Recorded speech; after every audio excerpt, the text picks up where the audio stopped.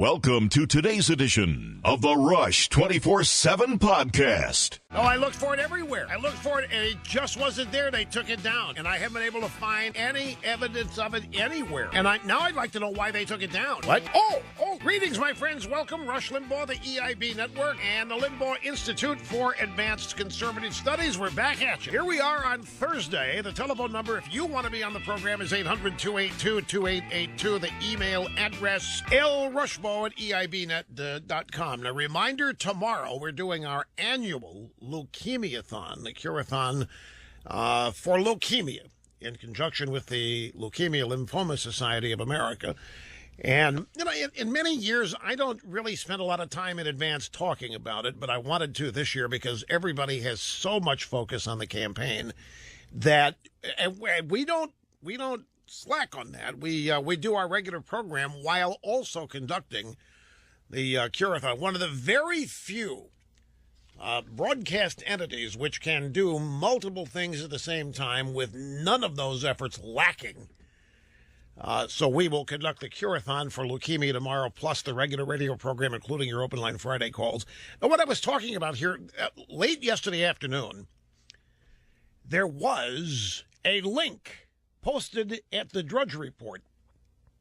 Americans overwhelmingly pessimistic about the country's path. Now, I found that interesting because I talked about it yesterday in the context of this campaign, in the context of how everybody's losing focus here, or a lot of people losing focus about what's really important here, meaning the opposition to Democrats, because the destruction is taking place. The more people can learn this, the better. The things going wrong in this country, and everybody's miserable to one extent or another. I mean, there are pockets of people who are immune to normal everyday media, normal everyday economics, normal everyday mediocrity, and so forth. But for the most part, everybody's being impacted by this for a host of reasons, all of them traceable to specific policies implemented by the Obama administration, and things that happened prior to Obama getting here. But the point is, it's not just, I was in the context of millennials thinking that they just happened to be born at that unfortunate time in history where the best of America was behind them. And no longer could anybody expect that the next generation would do better than the current generation. And they think that in large numbers in the young generation, but they don't. They're wrong about that. And even when they think it, they do not correctly explain to themselves why it's the case. They just think America's best days are over. They just think it's evolution, because nobody's telling them that the reason they can't find careers, the reason they've got massive debt, and wait till there's a story. Do you know that 40% of college debt is going unpaid?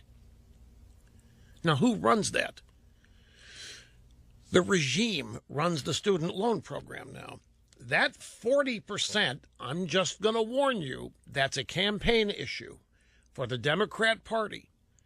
If Hillary or whoever gets into big trouble, don't be surprised if somebody proposes forgiving unpaid student loan debt.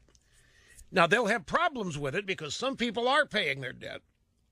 60% are, 40% aren't. So if you're going to forgive those who have not paid anything or who are not paying very much, what do you do with the people who have? But I am sure the Democrats can come up with some kind of solution. But just keep a sharp eye on that. But anyway, in discussing the overall state of the country, I come across this. Americans overwhelmingly pessimistic about country's path. And I said, hot damn, something that's going to correspond with exactly things I was talking about yesterday. Click on the link and nothing there. It's a McClatchy story. They took it down. And that's all I know. I asked a bunch of people, did anybody happen to click on this link before it was taken down? Does anybody have it cached? I couldn't find anybody who did. So we're just left to wonder why they took it down. Now, the natural thing to think is that it's McClatchy, therefore it's the drive-by media, therefore Americans overwhelmingly pessimistic about country's path cannot possibly be good news for the regime. So you add all those things together to take it down. But there could be other reasons. Maybe whoever concocted the story got it wrong. Maybe whoever put together the data got it wrong. We won't know. But it was a frustrating thing. Also, a housekeeping thing. Yesterday on the program, I reported, I don't remember the source, but I reported on a secret meeting in New York consisting of political operatives, partisan political operatives, and fundraisers and consultants, the RNC, purpose of which was to strategize on a contested convention. And we got a note today from the communications and research director at GOP.com. His name is Marlon Bateman. And he says he took over as press secretary for James Hewitt. He says, I wanted to address your comments yesterday on an RNC meeting we had Monday. This was not a secret meeting among the establishment types. We had numerous representatives from both the Trump Cruz and Kasich campaigns.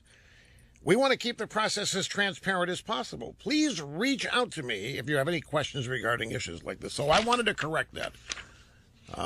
But this meeting that was in, I guess it's the same meeting. But when we get something wrong, like that, we are the first to jump in there, correct it. Most people would do this at the end of the program and whisper it, so that nobody would hear it. But we do it here at the top. The drive-bys, folks, are finally figuring out here that something's not right with Hillary Clinton. It's the Republican side, too. It's amazing. When the campaign gets to where the drive-by media lives, it's amazing how the coverage changes.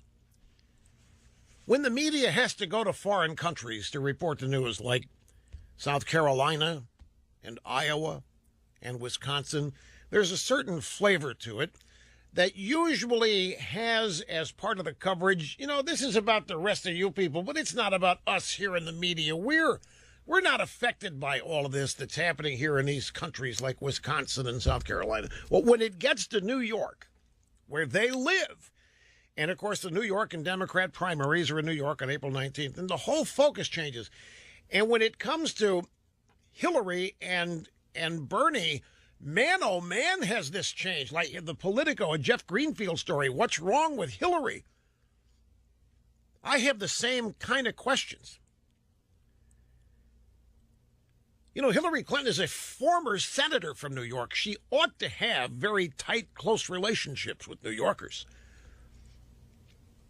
Why is Hillary Clinton having to work so hard in her home state?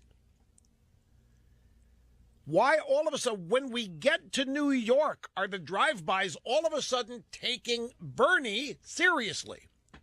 Bernie's been on a roll long before we got to New York. But now that we're here, it's gotten so bad that drive-bys covered Hillary Clinton on a subway today like it was the moon landing. Was that unique? It was that rare. And they were so excited about it. We have audio sound bites coming up. Why does Hillary Clinton's husband spend so many nights away from home? Why can't Hillary Clinton sell her own books? Why do flocks of people not show up at Hillary Clinton book signings when there's an opportunity to meet the candidate without having to fork over $2,700 to do it? It's one thing if you're limiting the crowd by demanding people pay $2,700 to your campaign to get in, but at a book signing when it's free, well, you might have to buy the book you're never going to read. Besides that, why can't she draw crowds? Why will not Elizabeth Pocahontas Warren endorse Hillary Clinton? We will figure all of this out in due course. On the Republican side, this is funny.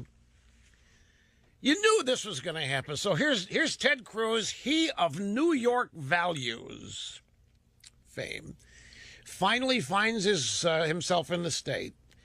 And the anti-Cruz New York forces are just marshaled. They are loaded up and they're in gear, led off by the New York Daily News and the front page cover. Hey, Ted, take the FU train.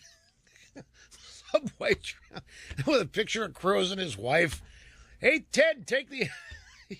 And you've got all these phony protesters showing up at Cruz events, New Yorkers acting like their feelings were really hurt when they're not hurt.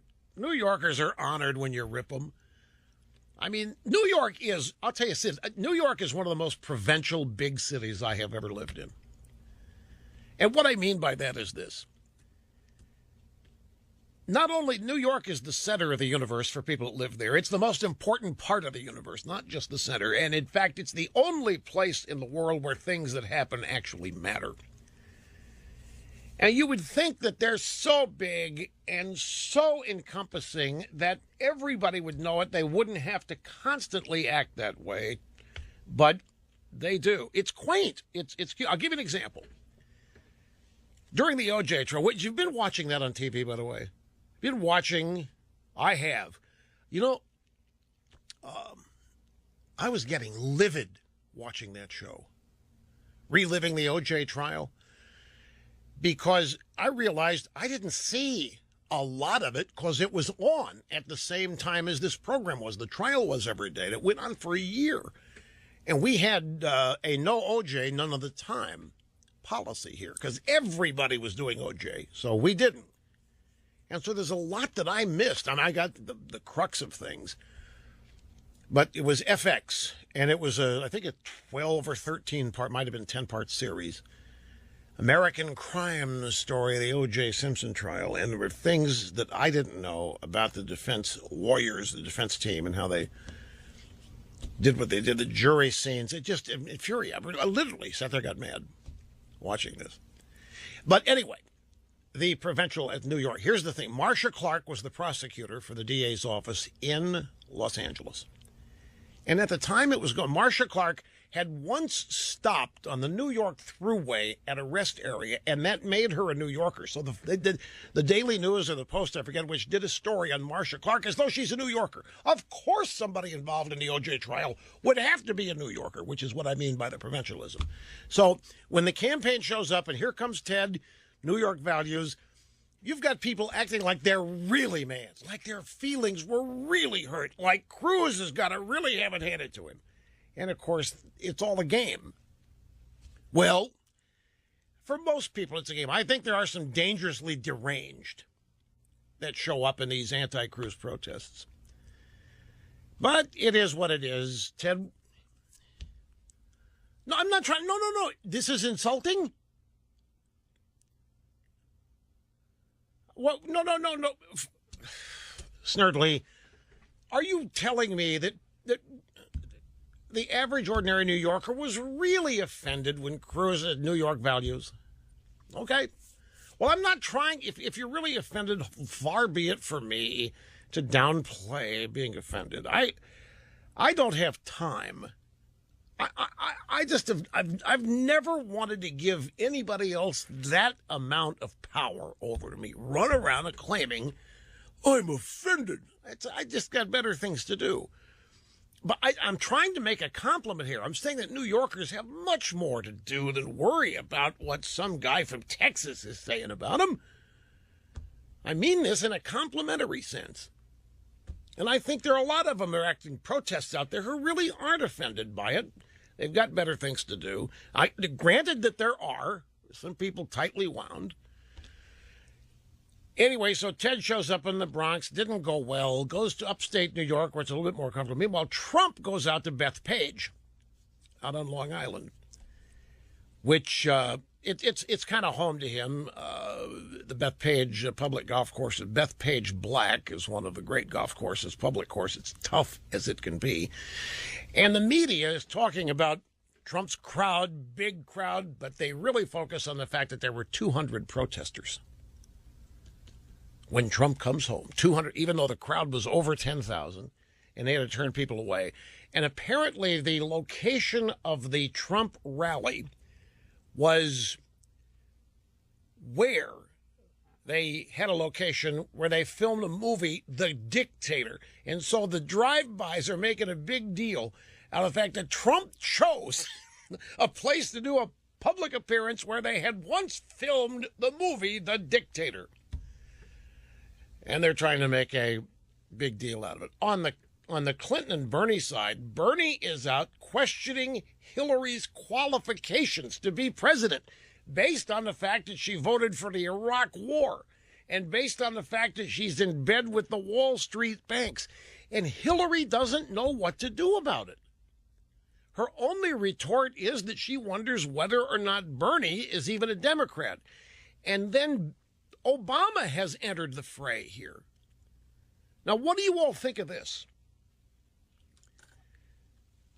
Barack Obama has not said a word about the Democrat primary. He hasn't uttered a word of support or criticism, condemnation for either one, for either Hillary or Bernie. But all of a sudden this week, he is all over the Republican primary. And he's ripping Trump every chance he gets. The Hill.com Obama emerges as key anti-Trump messenger. President Obama increasingly taking on Trump. Obama, officially neutral on the Democrat side, is in prime position to advance his party's anti-Trump message. Now, does anybody really have any doubt what's going on here? Unfiltered and unstoppable. Rush on the EIB Network.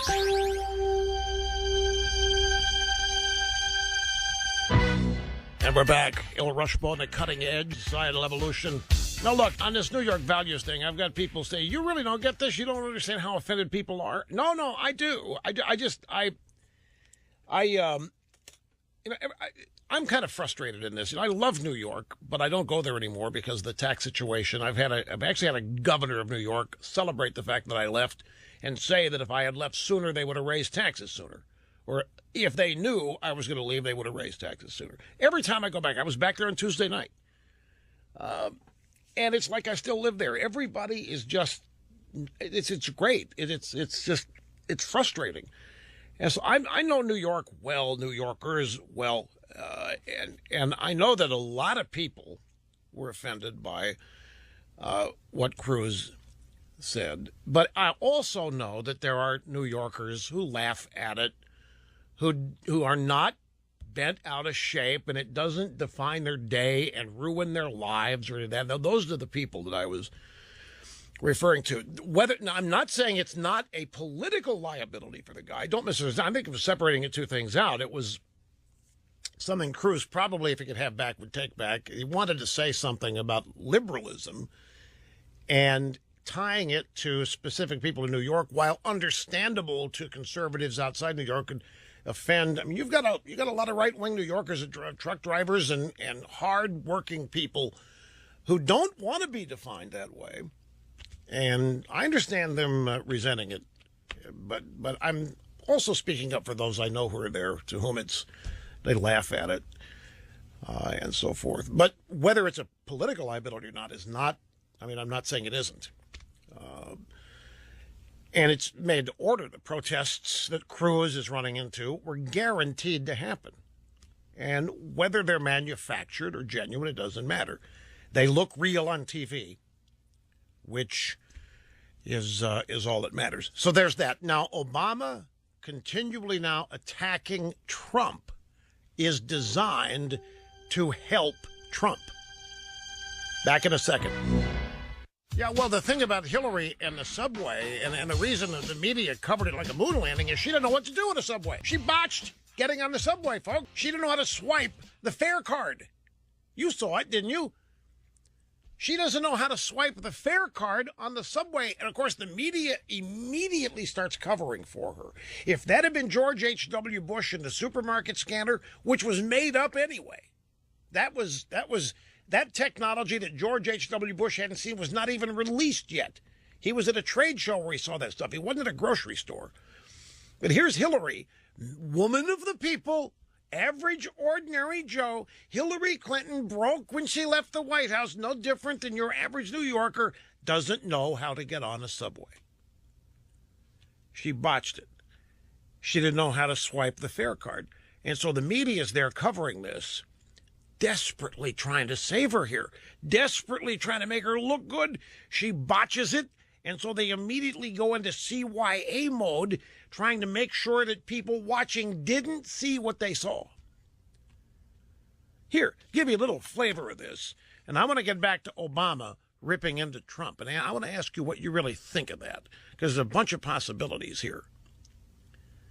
By the way, Bernie botched it too. Bernie didn't know how to get on a subway. He thought they still used tokens. You know, like they use in Russia, Soviet Union. So he thought they still used tokens. He didn't know how to swipe a fare card either. So here you have the two primary Democrat candidates for president claiming to be representatives of the little guy. They're the guys that are going to look out for the little guy. They're the guys who understand the plight of the little guy, which is a bunch of garbage. They are the reason. Their policies are the reason the little guy is constantly losing ground and falling behind.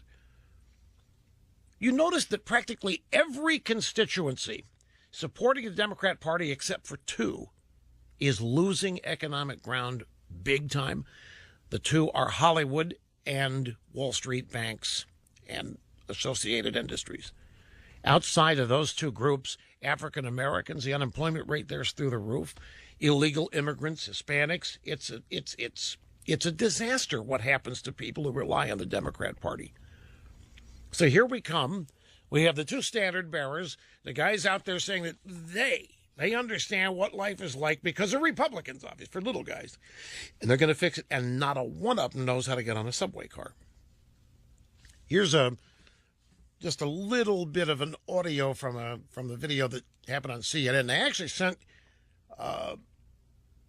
people out there with cameras and so forth to cover this event. Hillary Clinton getting on the subway. I mean, it really is the equivalent of covering the moon landing. Carol Costello of CNN reporting.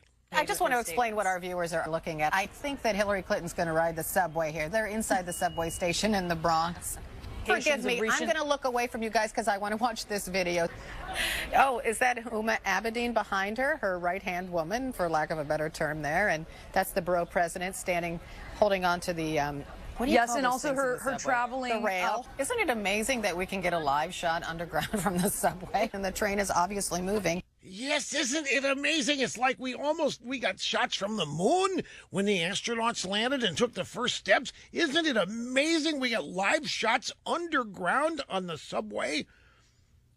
You're watching Hillary Clinton get on the subway. Oh, look, there's Huma Abedin right behind her, right-hand woman. Ha, ha, ha, ha. What do you call those things in the subway? Also, her traveling. The rail. That's right. It's the rail. You got to look out for the rail. Isn't it amazing? Meanwhile, while this is going on, Hillary doesn't know how to swipe a card, the fare card, to get on the train. Now, back to Obama. Obama emerges as key anti-Trump messenger. It's in thehill.com. I can't tell you the number of people sent me this story, mad about it. They think it's typical. Here comes Obama, nobody willing to criticize him. He jumps in to the Republican campaign, starts criticizing Trump. Trump fans really ticked off about this, not happy, wondering where is the Republican National Committee? Where is the Republican Party? Pushing back, answering back, responding to Obama, saying, none of your business. Keep your nose out of our business. Where is the pushback? There isn't any. So here's the question. Obama knows that Republicans disapprove highly of his job performance. He knows this. So when Obama comes out, starts ripping into Trump as unqualified, dangerously incompetent, not prepared, and any of this, do you think maybe Obama is aware that he is solidifying support for Trump amongst Trump supporters? Do you think maybe Obama knows that what he's doing is actually helping Trump? His criticism is actually helping Trump. Trump can then say, look at who's rating it. Look who's scared of me. Look who's worried about me. Look who knows who's going to tear down his agenda. Look who knows is going to build a wall. Look who knows is going to repeal Obamacare. Trump can run around and say, Obama doesn't seem worried about Cruz. I'm sorry, Lion Ted. Obama doesn't seem worried about Kasich. Obama's worried about me, and he should be. Trump can make hay out of this. Obama has to know what's going to happen, right? On the other hand, there might be some who think that Obama's ego is such that he doesn't look at it that way. He really thinks and is really, really bothered by Trump. And he does not want Trump to get anywhere near the White House and is just being honest as he can be about it, and to hell with the fallout. What do you think it is? Which of these two explanations do you think is the more accurate in defining or analyzing, explaining what Obama is doing by trying to warn Republicans away from Trump? Keep this in mind, too. Obama is establishment. Obama is head honcho of the establishment. Obama, as anybody in it would be very, very worried about somebody blowing it up. I don't mean weapon like just shaking it up to the point that it's blown apart, unrecognizable. So it's 6 of one, half dozen of the other. It depends on what you think about. One thing we do know, it's not going to hurt Trump with his supporters. It's going to make Trump supporters even prouder of Trump, in fact, because Obama is the big problem. Obama is part of and a representative of the big problem. So they're going to think this is a huge score for Trump to get Obama's attention.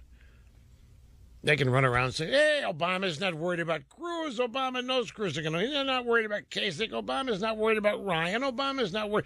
Who's Obama worried about? Trump. What does that tell you? Trump's the guy. That's what they'll say.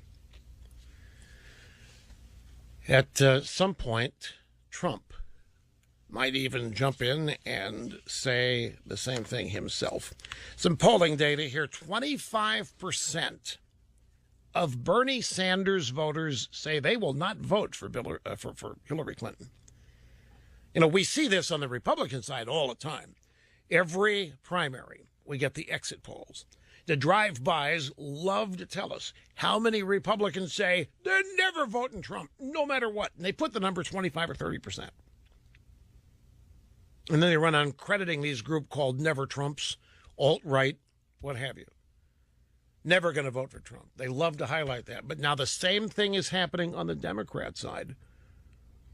McClatchy knows even if she eventually vanquishes Bernie. What do you mean, even if she eventually? You mean they're having some doubts about this now? I think they are. You got Jeff Greenfield, Politico. What's wrong with Hillary? She can't nail this down. She's losing primary after primary. If it weren't for the rigged game the Democrats have built for superdelegates, she would be in heap big trouble. There isn't any momentum behind her. There isn't any excitement attached to her. All there is the presumption that she's the nominee, and clearly a lot of Democrats are not satisfied with that, and many actively opposed to it. And so here's McClatchy, even if she eventually vanquishes Bernie Sanders, even if just last week she was a slam dunk and all this was just for show. Even if she eventually vanquishes Bernie, Hillary Clinton might have serious trouble winning over his voters. 25% of Sanders supporters say that they would not back Hillary Clinton in a general election if she's the nominee. Only 69% say they would support her. The numbers don't quite jive there, but it still adds up to trouble as the situation exists today. And then Bernie, having heard about this, Bernie's all enthused. He is jazzed. He's running around now saying she's not qualified. This was last night in Philadelphia. Crazy Bernie on Hillary. She has been saying lately that she thinks that I am, quote unquote, not qualified to be president. I don't believe that she is qualified. I don't think that you are qualified if you get $15 million from Wall Street through your super PAC. don't think you are qualified if you have voted for the disastrous war in Iraq. I don't think you are qualified if you have supported virtually every disastrous trade agreement which has cost us millions of decent-paying jobs. I mean, this is off book, folks. This is the same guy in a debate late last year who said he wouldn't bring up Hillary's email server problem because it's not an issue, and he apologized to her for the fact that he was even in the news. He made it plain he was a placeholder. He made it plain he never thought he had a chance. Now he's publicly saying she's not qualified. Whatever the Democrats were scheming, whatever they had planned, this was not in the script. I guarantee you, for another Democrat to be running around talking how she's not qualified.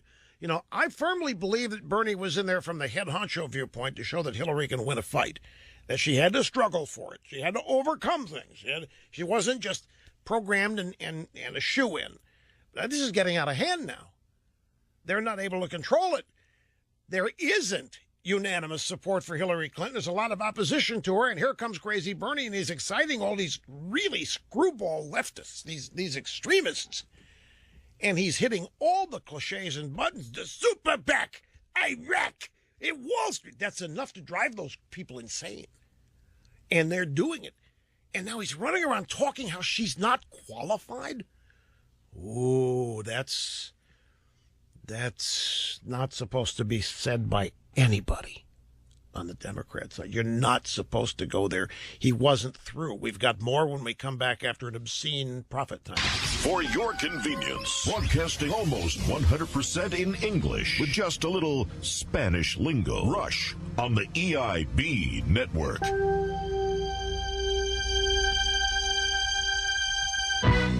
After crazy Bernie in Philadelphia listed Hillary Clinton's lack of qualifications to be president, he was on the CBS Evening News, and Nancy Cordes said, what do you say to the families of Sandy Hook who say that you should apologize for your position on all this? Sandy Hook is a tragedy beyond comprehension. But maybe Secretary Clinton might want to apologize to the families who lost their loved ones in Iraq. Or Secretary Clinton might want to apologize to the millions of workers in this country who lost their jobs because of the disastrous trade agreements that she supported. Democrats are not supposed to be saying this. They expect the Republicans to run around saying this, and they've got retorts. But for a Democrat, a beloved old codger Democrat, to be running around saying this kind of thing, they have a problem. This, all the talk about how the skids have been greased for Hillary. I mean, perceptions count, and the perceptions that are being made and adding up here are not good. They do not argue for inevitability. They do not argue for electability. And believe me, inevitability is the major thing Hillary has going for her. Not her substance, not her experience, not her days on the job, not the fact she was first lady. The inevitability of Hillary Clinton is the sailing point. And if somebody gets in the way of the inevitability by successfully claiming, what do you mean inevitable? She's not even qualified. Then they've got problems they didn't anticipate. Not that they can't deal with it, don't misunderstand, but this was not in the cards. Grab the phones quickly here. Mark in Orlando, it's great to have you. You are first today. Welcome to the program. Thank you very much, sir. I appreciate you taking my phone call. Yes, sir. Yes, I would just like to praise you, if I may. I think that your handling of the Cruz and Trump situation has just been magnificent. I think you've been getting a lot of negative feedback, which, truth be told, just doesn't make any sense whatsoever. I mean, I think that we all understand you're the grandfather of conservatism. We all understand that Trump is not 100% conservative. I'm a Trumpster, a Trumpist, whatever you call it.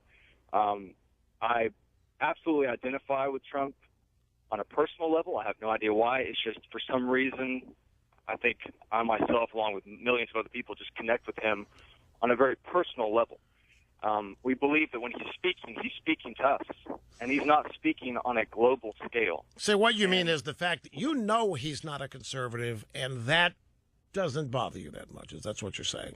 Well, I think that there's more at stake than just pure conservatism. I mean, I think that we are in the process of losing our country. And it's just, as much as I love what Ted Cruz stands for, I just don't think that he really gets what is actually going on here.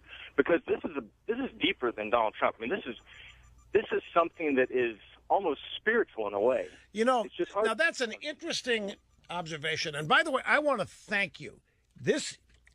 I'm not trying to offend anybody, but Mark here is the first caller that we've had who's actually nailed it. He says, you know what? You're not saying critical things of either. And that's why everybody's mad at you. And his point is, I'm not, whatever else, I'm not the one damaging either one of these people. Because one of them is going to be the nominee. And the real enemy is Hillary Clinton. But you just said that you don't think Ted Cruz understands instinctively the degree to which we are in crisis, not like Trump does. And I want to tell you something, Mark. He does. What you have put your finger on is a communication reality. Trump comes off as the guy you're sitting next to at a ball game or the bar or on the couch watching TV. And Cruz sometimes sounds like somebody you're listening to, not talking with. And it sometimes is off-putting. But Cruz gets it every bit as much as you do. Do not doubt. Rush Limbaugh, simply brilliant on the EIB network.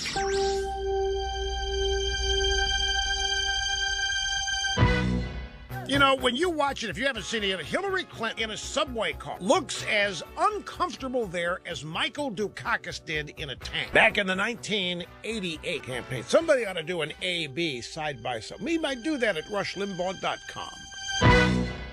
Say, Coco, I have a troika for you. I want these three graphics side by side at rushlimbaugh.com. I want 1988 Michael Dukakis doing his Beetle Bailey impersonation, wearing the army helmet in the tank, trying to look like a tough guy. And I want John Kerry from 2004, dressed up like the character Johnny Carson used to make fun of hunters. John Kerry walks into a place in Ohio, I think it was, and says, Is this a place where I get me a hunting license? Trying again to not appear to be the Brahmin that he is, but just one of the guys. And now Hillary Clinton trying to get on a subway car in New York. It was near Yankee Stadium. And poor old Carol Costello doesn't understand the subway's elevated there. And she's going on about how miraculous it is they can get TV coverage from underground. While they're in the elevated portion of the subway, you can see the sunlight coming in at the back of it. I mean, all of these libs claim to have a connection with the little guy, the average guy. They're looking up, and they're such elitists. Don't even, and Costello, I think, lives in New York and has the slightest idea. Isn't it wonderful? We can get pictures from underground when Mrs. Clinton gets in a subway. Isn't it marvelous? Meanwhile, they're on an elevated train.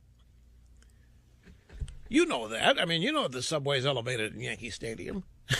See the sunlight. So we'll put those three graphic representations right there at rushlimbaugh.com. Great to have you back here, folks. We are at 800-282-2882 for you who want to be on the program on the phone. If you want to email, the address lrushbo at eibnet.com. Let's continue to cycle through the latest news developments on all this. This is a couple of interesting statistics here.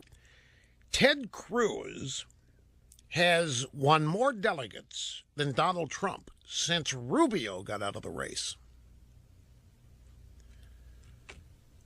Not talking votes here, although it might be the same thing, but has won more delegates than Trump since Rubio got out.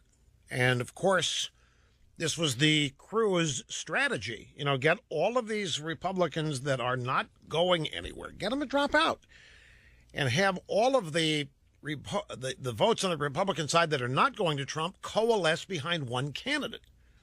The Cruz strategy has always been, okay, Trump's getting his 35, 37%. In some places, he gets 40 and 45. but he never gets 50%. So whatever, there's always going to be more Republicans voting for somebody other than Trump. And Cruz's strategy was to try to control people to get out so those votes would go to him. The assumption was that none of them would go to Trump. Now, the assumption was not right because some of the votes have gone to Trump. But the strategy, nevertheless, is proving out. Cruz is doing, in a two-man race, exactly what he said was happening, or what is happening, would happen. And that is that he would get a majority of the not Trump vote. Rubio dropped out of the race on March 15th after the Florida primary. Since then, Ted Cruz has won 77 delegates compared with 65 for Trump. Now, there's still a 250-point spread between the two, right? 200 some odd. Now the talk is, it differs day to day. And it's really kind of funny the way it differs. For example, yesterday, the conventional wisdom was, no matter where you turned on the media, the conventional wisdom was, it's got to be a contested convention because there's no way now Trump can get to 1237. Today, after Cruz gets booed in New York and Trump draws a big crowd, you know what they're now saying? Hey, we see a way for Trump to get to 1237. Not a single thing has changed other than crowds and protests. That's all that's different from yesterday to today. They have any votes cast, aren't any new polls out. The polls that are out show Trump at 52 in New York, Kasich at 26, and Cruz at, 17 or 19? Cruz is in third place in New York State. And so now the focus is on Trump and that magic number of 50. Can he get 50 or more and get all of those 90-plus delegates? And if that happens, then you're going to see the conventional wisdom shift yet again. But it's interesting. Yesterday, it was very unlikely that Trump would be able to get 1237. If you look at the delegate math, they would all say, as I have, they would all say, it just looks increasingly difficult for the Trumps to get there. Many of these networks say, our calculations as of today show Trump coming in 40 delegates shy of 1,237. That was yesterday. Today, Cruz gets booed and harassed, has to cancel a rally in the Bronx or somewhere. Trump goes to where they shot the movie The Dictator in Bethpage, has a giant rally, and the whole thing's now chasing. Now they're already looking at California. And California, despite what anybody realized, there's a pretty significant, on the Republican side, conservative contingent out there. It's dwarfed by the Democrats statewide, but we're just looking at the Republican universe now. And is it Cruz or Trump that's up in California? That's what it is. Trump is up 2 overall statewide in the field poll, which is a respected poll in California. But if you just go to L.A. and the Los Angeles area, Cruz is up over Trump. And so now they're saying, okay, Trump's got the old mole back. If he gets his 52% in New York, then that's a catapult. We got New Jersey, got all these other northeastern states where Trump probably going to do well. Cruz won't, but then Cruz could stop it by forcing Trump to come up short in California. So that's basically where we are. The Politico, Trump soars to majority in New York poll. According to the latest Monmouth University poll, registered Republicans likely to vote, released yesterday afternoon after the Rush Limbaugh program, Trump has rocketed to 52% support, which more than doubles the 25% support earned by John Kasich and 17% by Ted Cruz. Now, in New York, a candidate receiving more than 50% of the vote in any of the 27 districts wins all the delegates in that district. though Trump's majority level of support is well within the polls, nearly 6-point margin of error. You know what else is starting to perk up? It's slow, but there is a movement effervescing on Kasich to get the hell out. However, there's a group out there called Never Trump. You know who these people are. And the Never Trump people want Kasich to stay in through either New York or Pennsylvania and then get out, because their sole objective is to stop Trump. They are making it appear, as part of the Stop Trump effort, that they support Cruz, but that's not what's propelling them. Support for Cruz is not the engine behind Never Trump. The engine behind Never Trump is Never Trump, whatever it takes. So if Kasich can serve a purpose for New York and the Pennsylvania primary, okay, fine, but then after that, Kasich, get out, they are saying. But people are beginning to ask the questions that I have posed consistently. There's no earthly reason for Kasich to stay in. Number one, he doesn't have any money left to be running around campaigning. Number two, he can't win the nomination no matter what. Number three, this spoiler business, there's nobody behind Kasich as a spoiler. There's nobody except for the Never Trumpers. But more and more people are now starting to realize that Kasich remaining in this race is a supreme act of egotistical selfishness. And more people are coming to that in both camps.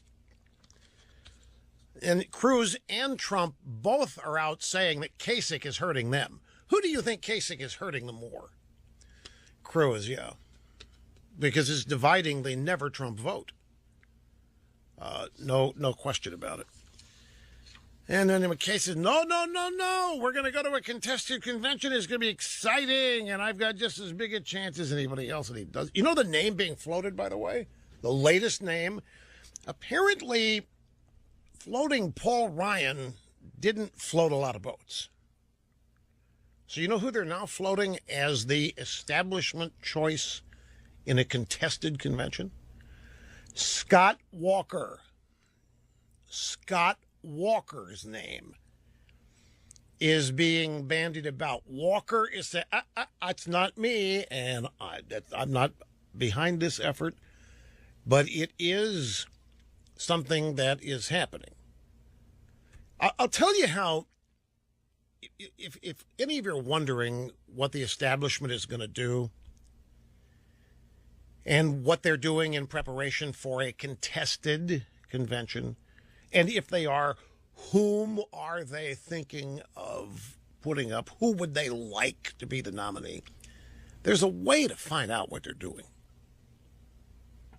All you have to do is read the Politico. That's where the Republican Party goes to leak things. The second thing to do is to keep a sharp eye on, I'll give you just a list of names as an example: Ryan, Walker, Romney, Jeb. If you start seeing in the media news stories that are essentially puff piece profiles, if you start seeing news stories about what has Jeb been doing since he got out, and how is Jeb reacting to it, and what's Jeb planning for his future, or about Scott Walker, or about Ryan, if you see news stories where there is an attempt to build the case for somebody, and you wonder, what's this about? They're floating possibilities. This is where you read between the lines and you figure out what they're trying to pull off. And that's how you can identify if there is somebody that they have singled out that they do want to nominate in a contested convention. Just watch and see which Republican establishment types are getting a lot of news coverage, the kind of coverage that would serve the purpose of establishing a reputation, establishing qualifications, establishing sense of purpose. Yes, might not have made it throughout the primaries, but has learned a lot and has stayed involved, is closely watching events, and wants to do anything possible to help the party. If you start seeing stories like that about anybody, that will be a good indication of where the power brokers are thinking. And I think we've seen that with Ryan. We've seen a lot of stories about Ryan. Ryan was in Israel, Ryan this, and everyone has created or produced a Paul Ryan denial. That's another thing. Keep a sharp eye on repeated denials, because not a single one of them is going to say, oh, yeah, man, I can't wait for that convention to be contested. I want this nomination. No, they're all going to deny it. Take a brief time out. We will continue in mere moments. Be back before Rush you know reveals it. what's really at stake in the 2016 elections in the April issue of the Limbaugh Letter. This is a fight between socialism and capitalism, freedom versus tyranny. We're talking about holding on and preserving the country as founded. Get ready for battle. Subscribe now to the Limbaugh Letter at rushlimbaugh.com. You're listening to the EIB Network.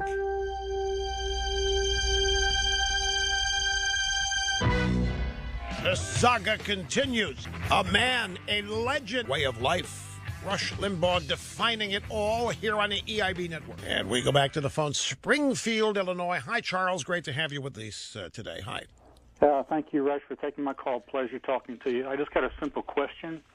And is Hillary ever going to start looking so bad that the media will ever turn on old Bernie to promote and protect Hillary?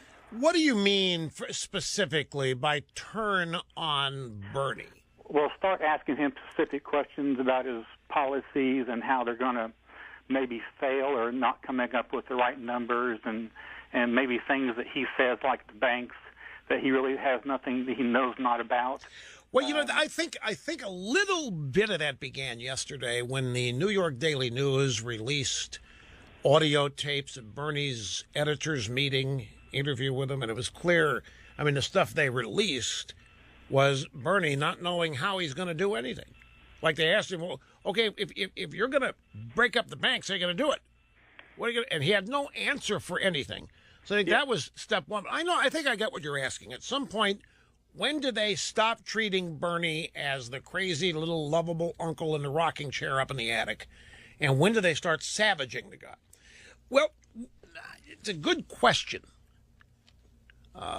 We don't know how many drive-bys support Bernie. Folks, one thing you have to understand, it's easy to assume that all the drive-bys are in the Clinton tank, but some of them are just as radical extremists as Bernie Sanders and the rest of that insane lunatic fringe base is. And so I think you have even Bernie and Hillary factions in drive-by media, and if any of them on the Hillary side go after Bernie, you're going to have some pushback from journalists. And it really depends on how much unity in the journalism community there's going to have for, like, how many journalists are going to say, one of these two is going to be our nominee, we better not destroy either one, versus how many are loyal to Clinton for whatever reasons and will destroy Bernie. Here's maybe an example. Today's show today, Savannah Guthrie speaking with Andrea Mitchell, NBC News, Washington. She said this continued into the night. Clinton spokesperson saying that there should be a retraction from Bernie Sanders.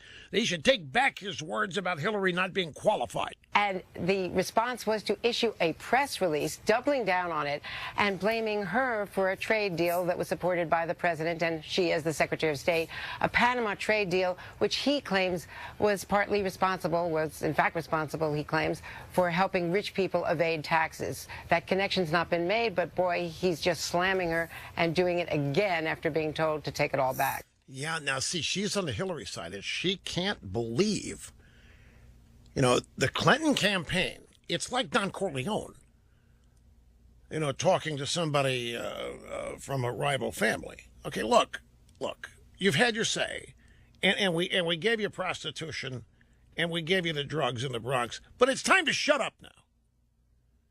And the rival family isn't shutting up, and they're still making moves on the Corleone family. And Andrea Mitchell's kind of surprised. Bernie, he's heading for the dead horse in the bed, and he wakes up the next day if he's not careful here. And there's a great closing scene on this show where a guy and his wife think both are cheating. Well, he thinks she is. Not sure. He has just discovered he's the U.S. attorney for the Southern District. And he's the guys that take off on Elegant Spitzer. Anyway, they're looking at each other. She just got out of the shower. He's sitting at the foot of the bed. And this song starts. Who is this? What is this? So I Shazammed it. I got my iPhone. I Shazammed it. Bob Dylan. Got to serve somebody. So I immediately went out there and I downloaded a tune on Apple Music. And I've been waiting for an opportune time just to squeeze it in here.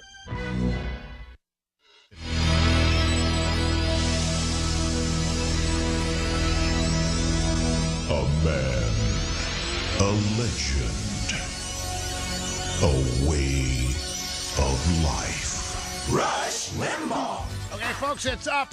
It's up at rushlimbaugh.com. Great moments in limousine liberals campaigning as real people. Got Dukakis, the Beetle Beatty helmet in the tank. You got Hillary on the subway at Yankee Stadium and John Kerry going hunting in Ohio. Is this where I get me a hunting license? So it's right up there at rushlimbaugh.com. Great moments, limousine liberals campaigning as real people. Here's Bill in Macon, Georgia. Great to have you on the program. Hello. Rush, do you think that the pro or anti-Trump sentiment with people saying they will or will not vote based on Trump getting or not getting the nomination will impact the GOP from Senate down to dog catcher? I think it will. You know, that's one of those questions that is really hard to answer right now. All you can do is take what you think are polling data that's accurate or inaccurate and sentiments as they exist now. And remember, passions are really, really inflamed right now. So, and there's no unity yet on the Republican side or Democrat side either. So it's hard, I think, to make that projection. I think it will. Too many people are calling different shows and saying that I'm definitely opposed to it. I mean, well, I can't get clarification. I've asked a couple of friends, and they say I'm not showing up at all. And I'm like, well, okay, you're going to, like, show up and vote and write in Mickey Mouse, but otherwise vote Republican ticket? Because regardless of who gets the nomination or how they get it, I am showing up in November. I may not like them. I may not like how it happened, but I will show up and vote. I don't think a lot of people are, and I try to point out to folks, the one thing that's worse than Sanders or Clinton as president is Sanders and Clinton president with a rhino or Democrat Congress. I also point out to a couple of my friends that, the Constitution's changed at the state level, not at the federal congressional level. So you got to think of this impact when you're out there threatening and speaking out of anger. And if people actually act on it, it didn't happen in 2012, which is what I was surprised at, because you had all these people, particularly Republicans, staying home, and we lost the presidency, but we still, by miracle, kept the Congress. I don't know. I think passions are more inflamed this year, and I think we got a really chance of the GOP really taking on the chin if they don't quickly at least either modify their tone, at least shut up until the convention happens. That's my thought. Well, look, I don't dispute that right now there are a whole bunch of never-Trumpers who are claiming that they're going to have a big problem voting Republican if Trump is the nominee. These people are out there, whispering about third party, which that's just as destructive.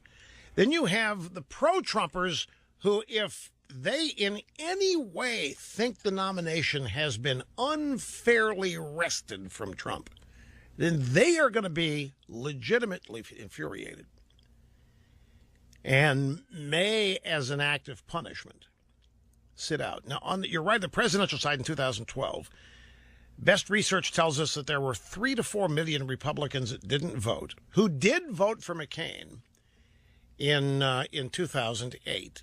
And we are left to conclude, there is some evidence, that they didn't vote because they were angry at the Republican Party in general or dissatisfied with the nominee as being insufficiently conservative.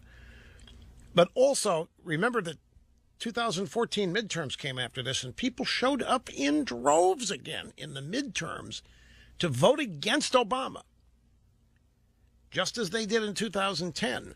The Republican Party has for some reason failed to welcome, to coalesce behind, to get involved with the anti-Democrat vote.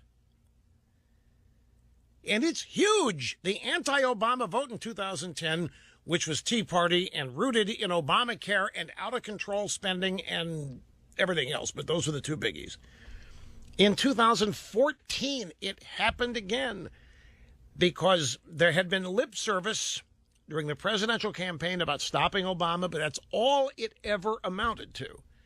So when it comes to these congressional elections in the midterms, the anti-Democrat vote has shown up in droves and has delivered two separate landslide defeats for the Democrats. People don't talk about this because this is a presidential election, but the Democrats in those two midterms lost 1,000 or more seats, including in the House, including governorships, state legislatures, all the way down to town councils. They just took a shellacking, and the Republican Party has yet to try to put together a working majority based on this anti-Democrat vote. It's the most preposterous thing. Even now, we heard rumblings yesterday that the Republican Party at its platform committee is urging the inclusion of a plank supporting gay marriage and acknowledging climate change. You can talk about Trump and you can talk about Cruz and the antis and all this, but I tell you, if the Republican Party, if the establishment starts trying to monkey around with those kind of things and claim we've got to do this to get the millennial vote, people are just going to say, no, you don't. Those are bogus issues. There isn't any climate change. And marriage is a values issue, and we own it, and we don't want to be part of a party that's going to participate watering it down, delineating it, or even destroying it. So there could be a lot of reasons that people might stay home in 2016 congressional down ballot. At this point, we just don't know. We don't know who the nominee is going to be. And then we don't know how that nominee is going to make efforts at unification. Any number of things could happen. I like to look on the optimistic bright side. Chris Wallace asked me the last time I was on Fox News Sunday how I thought this all was going to end up. And I didn't have much time to think about that because I was blindsided by the question. I try to anticipate everything I might be asked in one of these interviews, but that one I didn't think about, so I had no answer in my head. So I just instinctively went to the positive, and I said, we're going to have a nominee, and we're going to all unify, because at the end of the process, it's going to be abundantly clear the real opponent is Hillary Clinton or whoever their nominee is and the Democrat Party. And I really hope that that's what eventuates. Now, let's play a game here. Let's say Cruz is a nominee. However it happens, let's say Cruz is a nominee. We don't know yet how well Cruz is going to perform in his unity efforts. But you know damn well he's going to try. Whoever the nominee is going to try that. They're going to need every Republican vote you can get and then some. And there will be all kinds of efforts at reaching out with the Trump voters who may be upset, angry, what have you. But there will be efforts made for this. It's going to depend largely on the nominee's ability to unify. And then there's always over here, there's going to be the establishment. Now, it's another monkey wrench here because the establishment, let me tell you what's going around here. What's going around is the establishment sidling up to Cruz, but not because they really like him. He's the lesser of two evils. Cruz getting a nomination keeps the establishment intact, is the conventional wisdom. Trump being the nominee blows the establishment sky high. There's a phrase, I have it in a news story. I can't recall what it is here, but it's something about we don't really lose with Cruz or something like this. They're really more worried. The establishment's still more worried about Trump. Obviously, you can see the way these endorsements are lining up. But don't discount what the establishment wants. You got people over there These are not the nominee. We're not talking about Trump or Cruz here. You've got elected officials, as things sit now, claiming if they don't get what they want, they might vote Hillary. So there's going to need to be a lot of unification taking place. And let's say Trump is the nominee. What kind of efforts Trump going to make? Can he succeed, for example, in getting the never-Trumpers to lay down their arms and join the effort? And that's going to be a big one, because the never-Trumpers are really, if Trump is the nominee and wins, then the never-Trumpers are going to say, well, you know what? Trump's not a conservative and he won, and we're conservatives, and oh no, what does that mean for us? So many different interests here, some personal, some professional, some rooted in the national interest, the greatest thing for the country, some party interest. It's all got to, or as much of it as possible, be unified once that convention breaks in July. Actually, once the whole thing begins after Labor Day, but it's largely going to depend on the nominee and how good at it, how inspiring the nominee is. This, we don't know yet. It's just too soon. But there's also a giant, I think, a humongous unifying element out there, and that's the Democrat Party. This is what frustrates me more than anything about the Republicans, folks. I think all this talk of unity it's an indication of how woefully unserved so many people are by the party in general. The party ought to be pushing back. Even now, I've got some stuff in the stack. I'll get to it. Stuff that Obama is doing. Stuff the State Department's doing. The Republican Party ought to be pushing back against this stuff now. They ought to be standing up and saying, no, Mr. President, we're not going to do this. They ought to be opposing it and explain to people why they're opposing it. Because everything that happens now could be part of a presidential campaign, particularly if it's things that help people to understand the problems associated with liberalism in the Democrat Party. It's a golden opportunity, and the Republicans simply will not push back. They will not oppose. The Republicans are almost as afraid to push back against the Democrats as Western Europeans are afraid to push back against militant Islamists. Both puzzle me. I have to take a brief time out. We'll be back after this. Rush Limbaugh, because we know for you, only the best will do. On the EIB Network.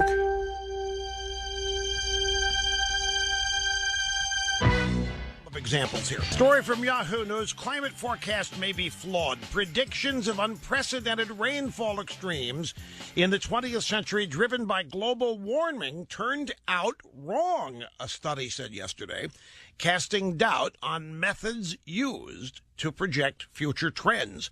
A massive trawl of Northern Hemisphere rainfall data for the last 1,200 years revealed there had been more dramatic, wet, dry weather extremes in previous centuries, before fossil fuels were even being used.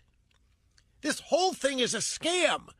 It's designed to promote big government, to raise taxes, to blame freedom and capitalism, when that is the only solution for people in poverty. And so the Republican Party could push back instead of saying we've got to put a plank in our platform acknowledging man-made climate change, push back on it. There is a majority of American people willing to join a political party wants to push back on this stuff. We don't hear a peep. More than 40% of student borrowers are not making payments.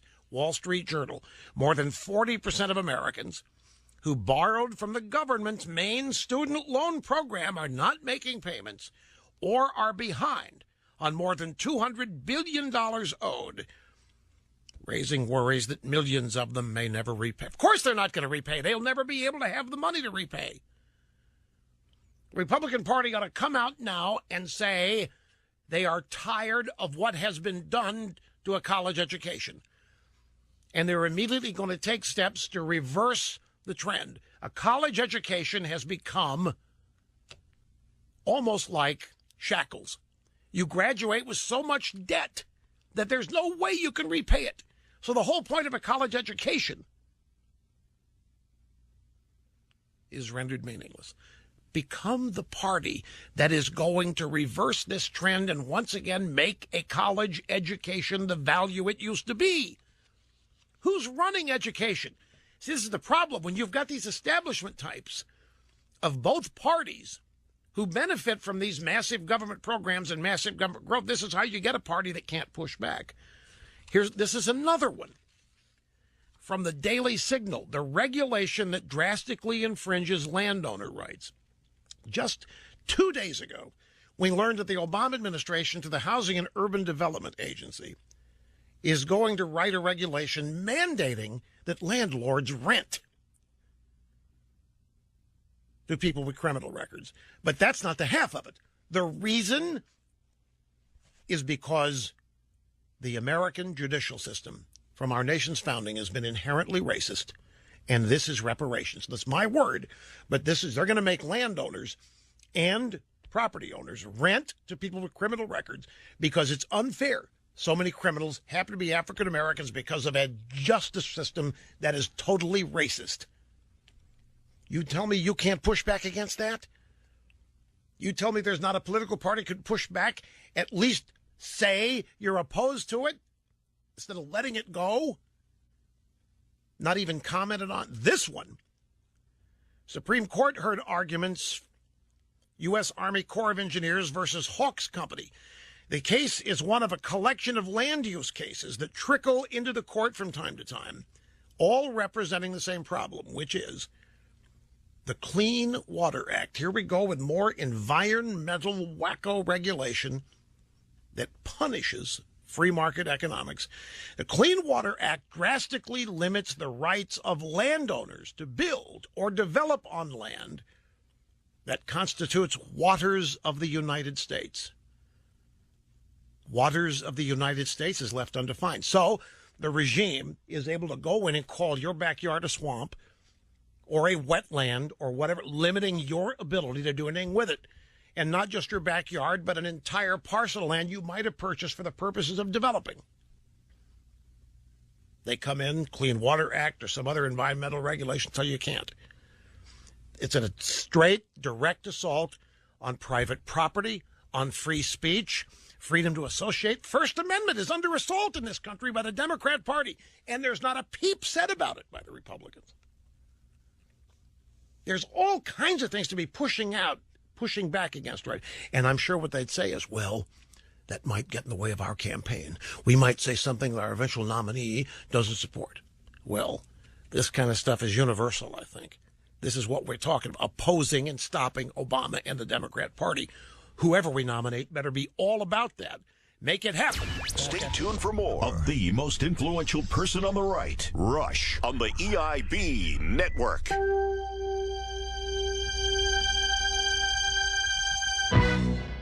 See, this is exactly right here. This is exactly the kind of thing that the Republican Party is doing that is hammering nails in its own coffin. Greetings, my friends, and welcome. Great to have you back. Rush Limbaugh, man, a legend, a way of life. And at one time, I could have been a member of the establishment. They were putting the full court press on me, but I resisted instinctively. I was thinking the other day how easily they could have owned me. Way back long ago when I was naive and didn't know what was going on. That's about as much as I'm going to say, just a little tease there. But there's a little blurb here in the New York Times that you have to dig deep into a New York Times story. And it's exactly to my point about the problems the Republican Party is facing. That's the wrong way to put it. The problems that they are creating for themselves. There is a New York Times story today. Ted Cruz and donors. And you have to read extensively into this story. The story is basically about how donors are gritting their teeth and supporting Cruz. Now, admittedly, I will acknowledge this is the New York Times. And the New York Times is a troublemaker. And the New York Times often purposely gets things wrong and purposely tries to undermine conservatism. And when they have a chance, they will do their best to undermine the Republican Party, too, although they don't need much help there. So what we have here is a story on Ted Cruz and donors, and the Times is making it look like the donors really don't like having to get behind Cruz, but they've got no choice because they can't get behind Trump. And there's no way they're going to get behind Kasich. So the story is designed to be injurious to Cruz and maybe helpful to the Republicans by casting them as mature and reasonable. And here they're having to really grit their teeth and get behind this extreme right-winger they really wouldn't any other situation do. And here's this little blurb. A wider embrace by donors has also been hampered in some quarters by genuine political disagreement between more middle-of-the-road potential donors and Mr. Cruz, a professed conservative purist on economic and social issues. Andy Sabin. Now, this might be pronounced Sabin. It might be pronounced Sabine. I'm not sure. It's S-A-B-I-N. And I don't know how Andy pronounces it, so I'm mentioning all the possibilities. Andy Sabin, a former Bush supporter who runs a Long Island precious metals company, said that when a fundraiser for Mr. Cruz's campaign reached out recently, he insisted on one condition. Andy Sabin told the Cruz campaign, for me to have any interest in Ted, I need him to accept that the earth has warmed and that we can solve the problem and create plenty of jobs. In other words, here you have a donor in a story in the New York Times about how they don't really want to get behind Cruz, but they're gritting their teeth and doing it, telling Cruz the only way they're going to donate is if Cruz acknowledges man-made global warming so that Republican industrialists can make money off of it.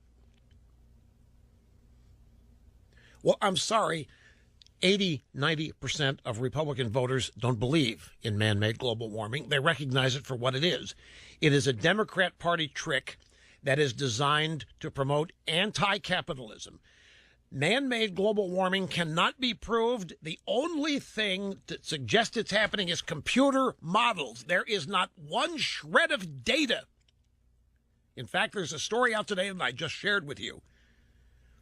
Recent research has proven that the computer models predicting massive rainfall in the 20th century, it didn't happen.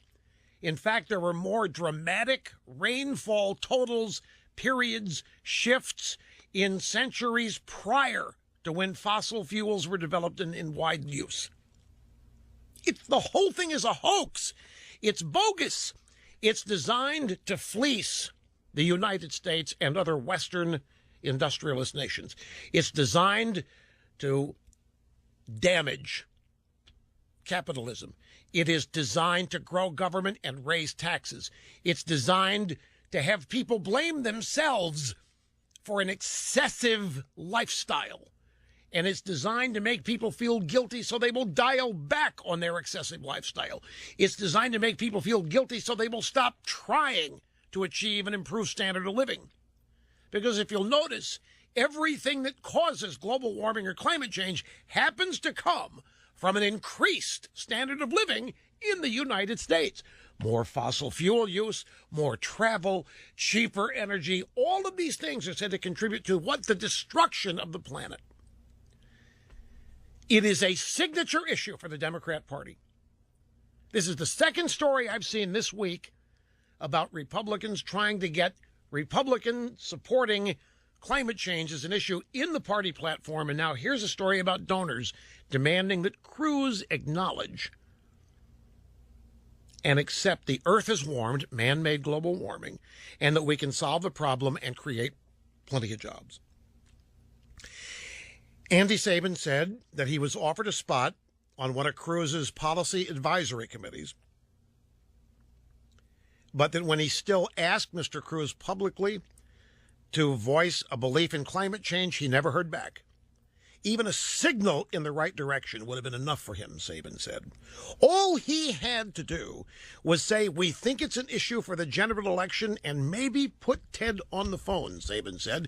I felt I was being hustled for a donation. Wait a minute. According to this, who's hustling who?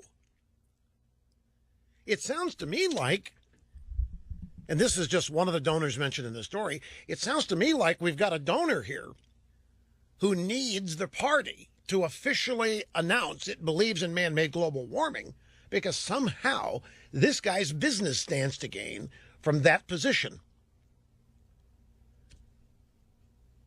What about the issue? What about the fact it's a fraud? What about the fact there isn't any man-made global warming?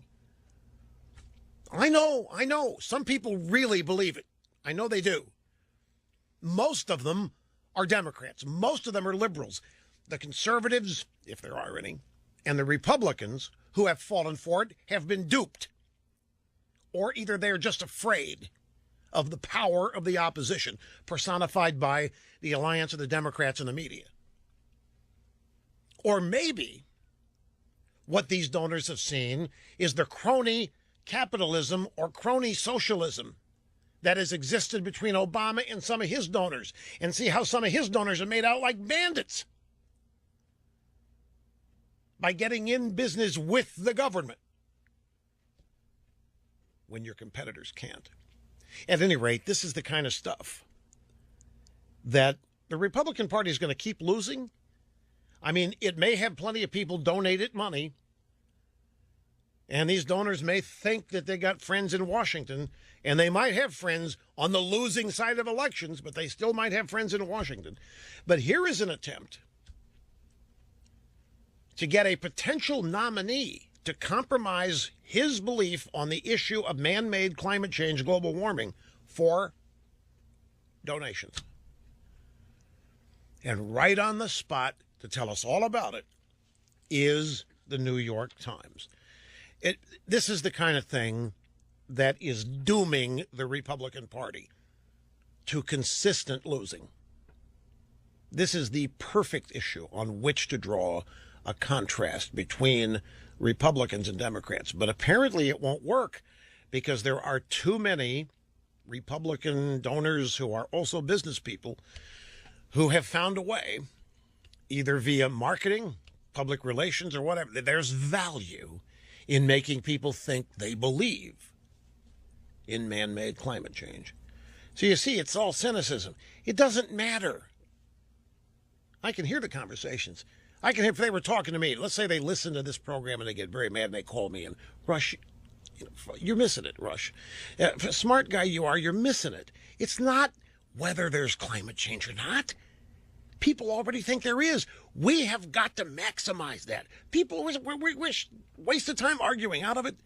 It's true. People think it's true. We've got to find a way to prosper with it. Of course, I would sit there and say, no, it isn't true, and it's helping to destroy the greatest economic engine in the country. I would ask them, why are you so unconcerned? Don't you see 94 million Americans not working? Don't you see what the United Nations is doing? Don't you see what this issue is really all about? And they don't, because they're not ideologues. They are Republican partisans, but they're not ideologues. Conservatism, liberalism, doesn't. In fact, they're probably anti-conservative because they think all that is pro-life.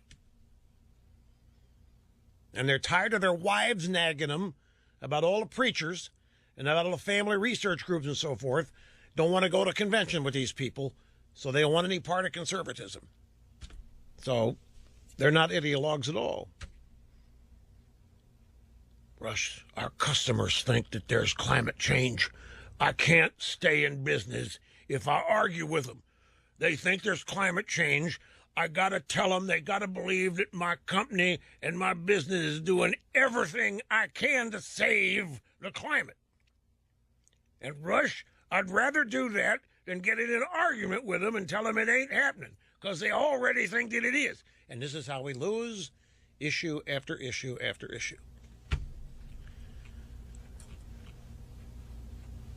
But no sooner had I made the point than somebody points out to me this New York Times story today.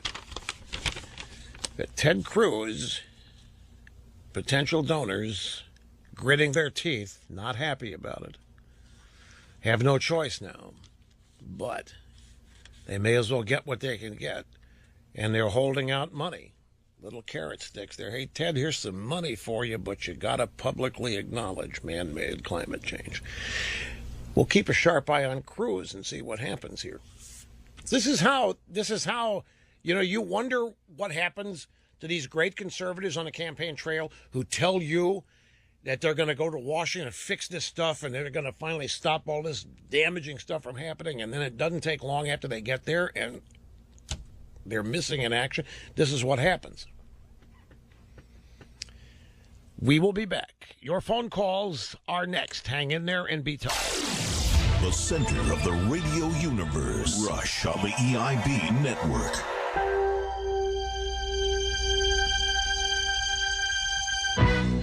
Folks, I decided to look up Andy Sabin during the break. This donor that the New York Times says told Cruz he'd give him money, but only if Cruz accepted and went public with the fact that man-made climate change is real and that we, Republican Party, need to embrace it. Andy Sabin has spent big money to create a climate law center. This guy is a true believer. It's not just that he needs this for his business. This guy is probably ideologically committed. I'll tell you, the Chamber of Commerce has taken over the upper levels of the Republican Party. If you want to know what's really happened here. And the Chamber of Commerce, like everybody else thinks, big business, a bunch of Republicans, these guys are flat-out leftists in the Chamber. And they organize the big donors for the Republican Party, and that's what's happening.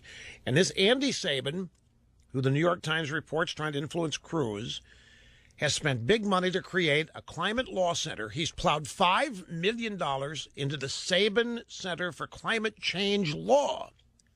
He's a donor to Planned Parenthood, both to his local affiliate and the Planned Parenthood Federation of America.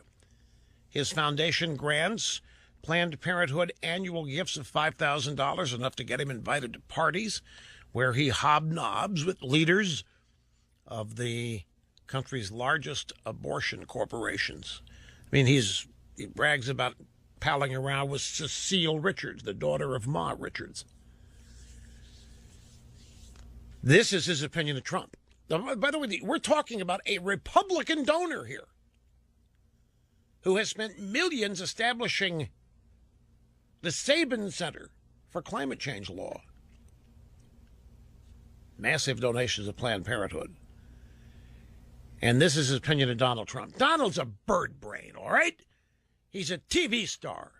He's not a realistic candidate, in my opinion. He's like on a TV show. I just have to laugh. He claims to be pro-life, by the way, naturally, funding Planned Parenthood. He claims to be, well, he claims to care about life. He's even funded a rattlesnake preserve. That's the donor the New York Times found, trying to exert pressure on Cruz to acknowledge. In the general, not now, in the general election campaign, make it a Republican issue, climate change. Here we go. Seth in La Crosse, Wisconsin. Back to you, sir. You're next on the EIB network. Hello.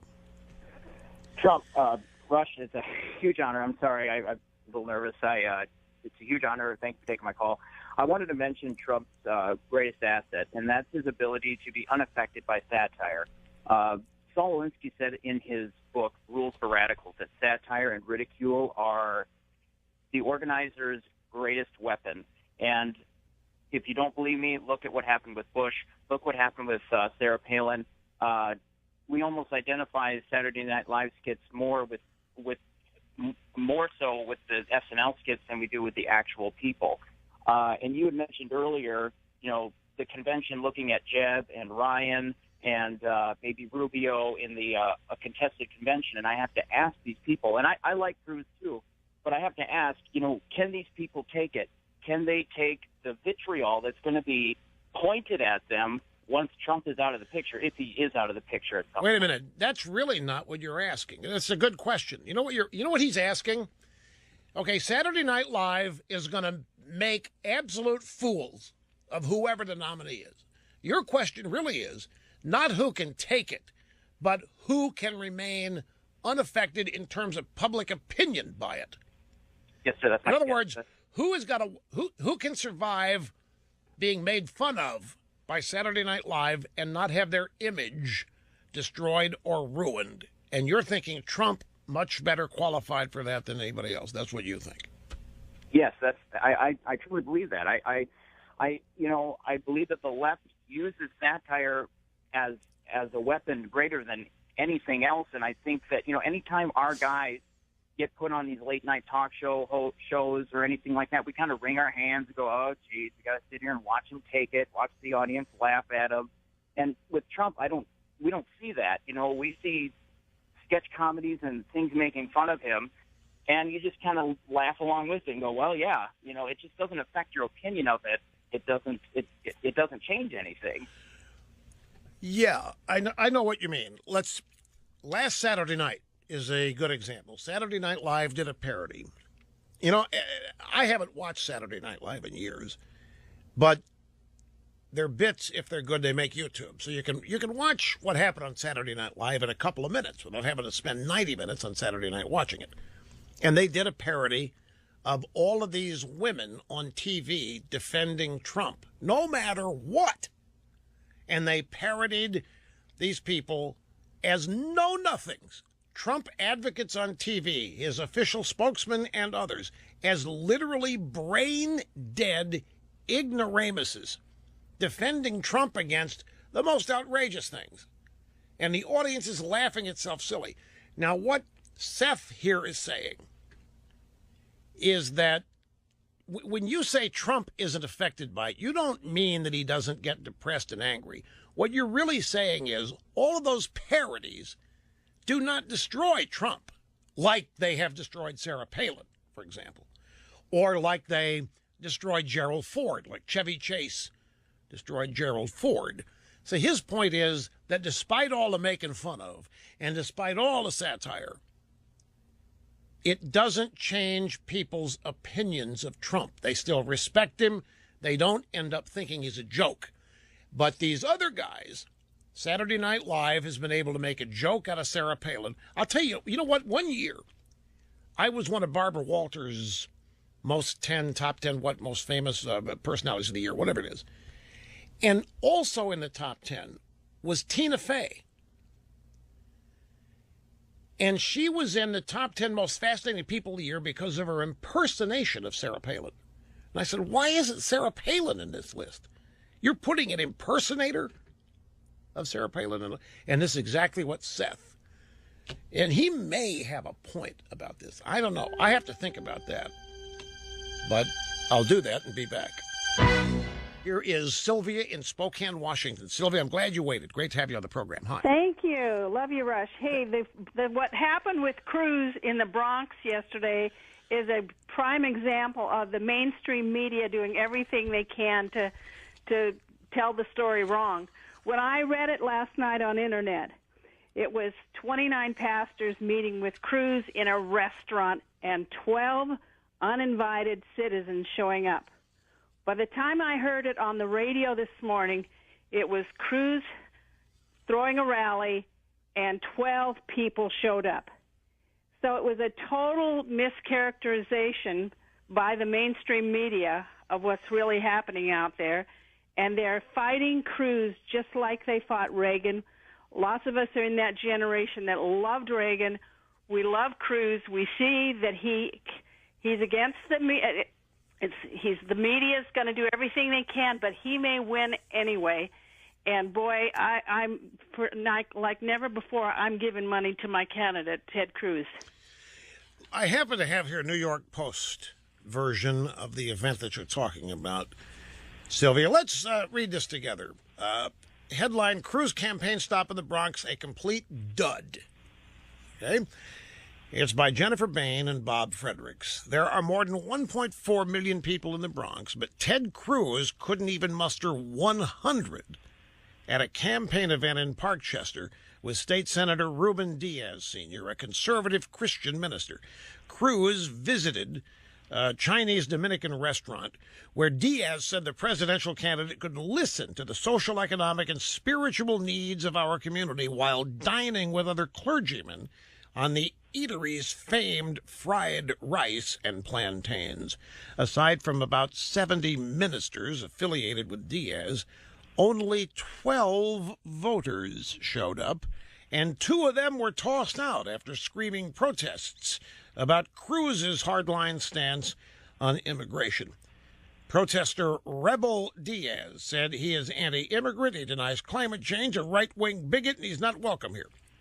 So this story pretty much dovetails with the way you saw the rest of the drive-bys reporting the event. Well, that's what I saw last night, but the emphasis last night was, it was a meeting with ministers.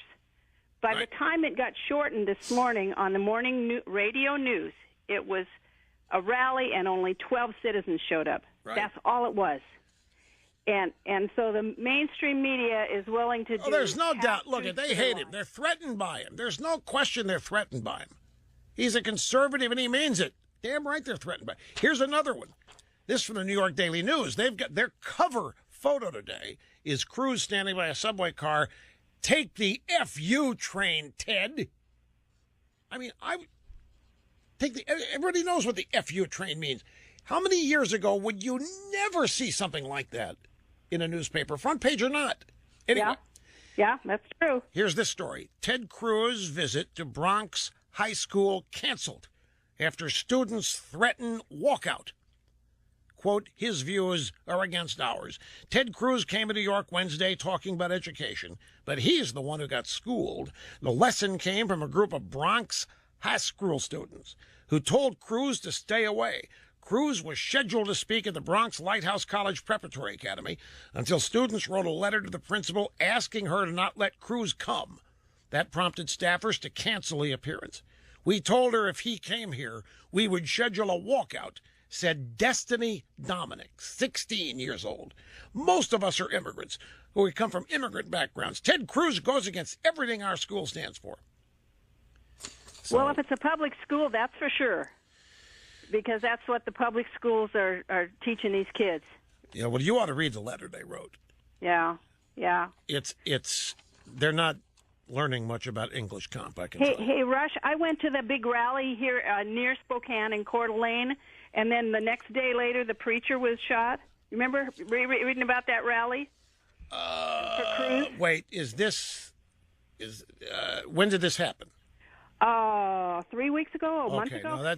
No, I was confusing. There's some people shot a priest thinking he was a KKK member recently. Oh, well, what I'm saying is that was a last-minute rally. They talked Cruz into coming through, doing a last-minute rally in an agricultural building. There were 3,000 people there. Most of us had to stand in the rain to get in. I devoted 4 hours to get in and get out because the rally was huge. It was last minute. There's no denying Cruz is on a roll here. We just had the story. He's won more delegates since March 15th than Trump has when Rubio got out March 15th. He's on a roll here. I mean, a 13-point landslide win in Wisconsin. Now, the polling data in New York is not good. It's got him in third place. We'll see. It's April the 19th is when it comes up, and Trump's at 52% in that poll. Now, on the other side, on the Trump side, there's been a campaign shakeup. There's been an actual professional added to the campaign team, a professional in delegate relations. Paul Manafort is his name. And there's a story here at the SoundCloud.com. It's a Breitbart story. Roger Stone warns after Wisconsin lost, Donald Trump's campaign has no infrastructure in the states. Stone is firing both. Stone's out there saying that there's nobody in the Trump campaign that knows a thing about dealing with delegates. They've got no offices open in any of the states. They're not working anything other than these massive national rallies and trying to win big national media. And everybody scratch, what's this going on? I think I know what's going on. I think there's a bunch of people making a move on Corey Lewandowski in the Trump campaign to get him. I think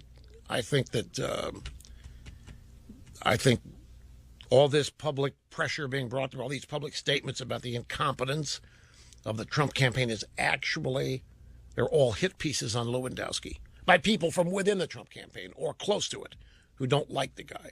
Just my wild guess. I, of course, am like Sergeant Schultz. I know nothing whatsoever about what's going on in the campaign.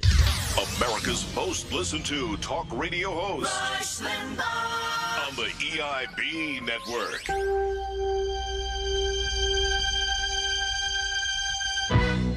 Yeah, a little in excess in the bumper rotation. Very tragic thing that happened to their lead singer. He died. He ended up being strangled. He was doing one of these asphyxiation sex. Yeah. It's, I don't know what it's called, but it's apparently when you have an orgasm when you're being strangled, it supposedly is. But if you go too far, you die, and that's what happened. They found the guy hanged. Young guy, and they thought, what was this guy committing suicide for? And I found he wasn't. He just dreaming of Charlize Theron. And whoops, went wrong. By the way, folks, I want one thing about this point that this, I think Seth, the caller's name Seth, saying that we need to take into account parody and satire of our candidate. Who can survive that on things like Saturday Night Live? I have to say something about that. I really believe that stuff doesn't work against a person the American people really like. I mean, people really liked Reagan, and there was endless satire and cartoon attempts to make Reagan out to be just the biggest walking dunce ever, and it didn't work. And I really think the key to it is if you're likable, and if the American people like you, they end up laughing at this. Sometimes they even get offended at it, but I think it's hard for satirists to really destroy somebody that's liked. It's an Alinsky rule to ridicule somebody. The Alinsky rule is you use ridicule to get people to concede to what you want them to do, so the ridicule stops. That's the Alinsky point with it. Anyway, Jenny in Syracuse, upstate New York. Great to have you with us. Hello. Hi, Russ. Thank you for listening. When I had tell you, I'm from upstate New York, Syracuse, not New York City. And I was a little offended by what Ted Cruz said about New Yorkers, because we are not them. New York City is a totally separate entity from the rest of us. Are you hearing this, folks? And all of us in upstate New York agree. Okay. Wait a minute. So he was right about Manhattanites? I don't know. But it is a little insulting that everything is focused on New York City. We are voters, too, and we feel very put aside all the time. Hillary Clinton, the only reason that she's running in New York is because she decided that's where she wanted to run, and she bought a house there. Yeah, it's because, well, yeah, maybe she wanted to, but the reason she wanted to is carpetbagging. She saw Robert Kennedy do it. Why couldn't she? I mean, there's Clinton's greased the skids. The Democrat Party do what it takes to make her a senator from there. But that's why they're not so overjoyed with her out there, I think, right now, because not only the recent history, but she's not a New Yorker. We will see. Bill Clinton's out there talking about how the world has changed. You know, that world's a much better put together place when I was president, but it's falling apart out there now. It really is. I just saw the link. I haven't had a chance check any more than that. They're also booing Clinton. America's Anchorman, Rush, on the EIB network.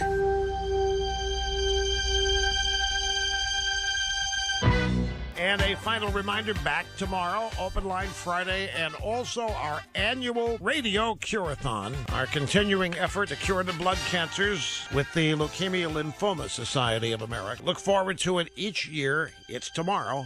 We'll see you then.